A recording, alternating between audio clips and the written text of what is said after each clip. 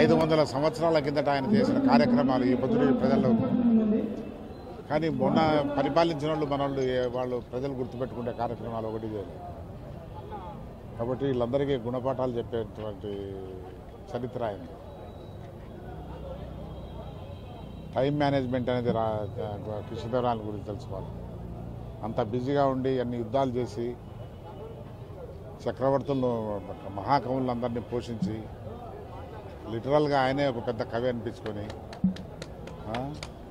అంత చేసిన వ్యక్తి అన్నిటికీ టైం చూపించినాడు. ఇప్పుడు హిందూ మతము భారతదేశంలో నిలబడి ఉందంటే ఒక ఇద్దరే కారణం, శివాజీ అండ్ కృష్ణదేవరాయలు. కృష్ణదేవరాయలు చంద్రగిరిలో కోటలో ఉన్నప్పుడు సోమనాథ స్వామి టెంపుల్ 3 సార్లు దండెత్తినప్పుడు ఆ దేవాలయంలో ఉండే జ్యువెలరీ అంతా దోచేసినప్పుడు ఎక్కడ విగ్రహాలను పెడితే సేఫ్గా ఉంటుందంటే శ్రీరంగపట్నంలో పెద్దలంతా కూర్చొని ఆలోచించి కృష్ణదేవరాయల పరిపాలనలో ఉండేటువంటి తిరుమల టెంపుల్లో పెడితే మంచిదని అక్కడ తీసుకొచ్చి పెట్టారు. అదే రంగమహల్. ఇప్పుడు అంతటి పేరుండేటువంటి వ్యక్తి ఆయన కన్నడ రాదైనా కూడా తెలుగులో చాలా గౌరవంగా గ్రంథాలు రచించాడు. చాలా నైపుణ్యం ఉంది. ప్రజలకు ఉద్యోగాలు వచ్చేదానికి, రైతులకు నీళ్లు ఇచ్చేదానికి చెరువులు తవ్వించినాడు, దేవాలయాలు కట్టించినాడు. సెల్ఫ్ ఎంప్లాయ్మెంట్ స్కీమ్స్ ఇవన్నీ అప్పట్లో చేశాడు.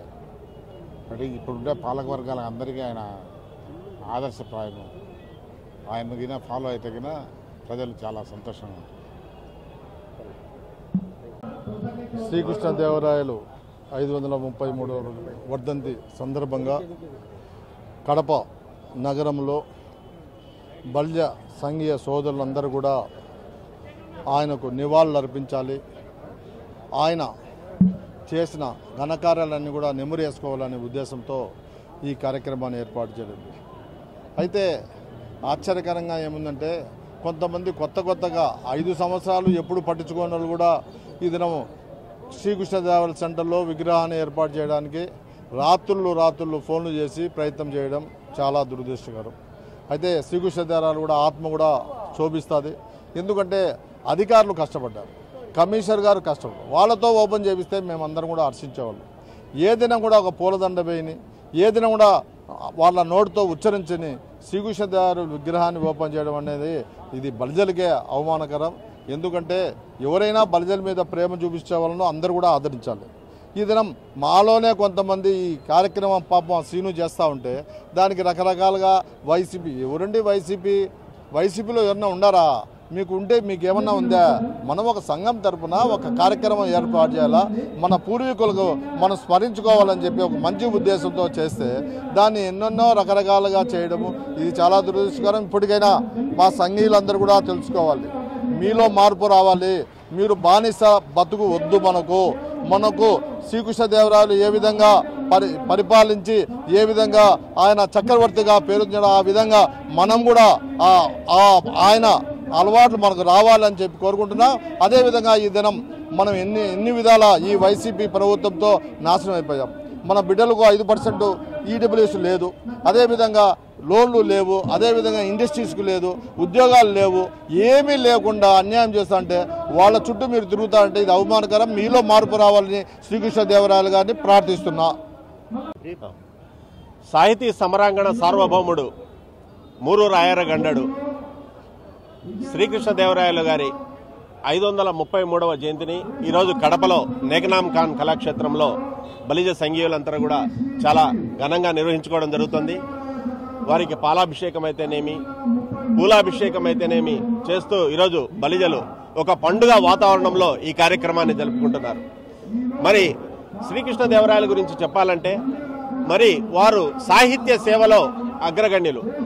ఆనాడే అష్టదిగ్గజ కవులను ఏర్పాటు చేసుకొని తెలుగదేలయన్న దేశంబు తెలుగు ఏను తెలుగు వల్ల బుండ తెలుగు కండ ఎల్ల నృపులు గొరువ ఎరుగవే బాసాడి దేశ భాషలందు తెలుగు లెస్స అంటూ మన తెలుగు జాతి యొక్క కీర్తి పతాకాన్ని దేశవ్యాప్తంగా రెపరెపలాడించిన మరి గొప్ప చక్రవర్తి శ్రీకృష్ణదేవరాయలు వారు ఆ రోజే మరి సాగునీటి రంగాన్ని ఎంతో అభివృద్ధి చేశారు. పంటలు పండిస్తేనే ఈరోజు సుభిక్షంగా ప్రజలు ఉంటేనే ఈ దేశం బాగుపడుతుంది, ముందు ప్రజలు బాగుండాలి అని ఆ రోజు సాగునీటి రంగం అయితేనేమి అనేక చెరువులు తవ్వించడం, ఈ రోజు కూడా శ్రీకృష్ణదేవరాయలు వారు తవ్వించిన చెరువులే ఈరోజు రాయలసీమ వ్యాప్తంగా కూడా మనం చూస్తాం.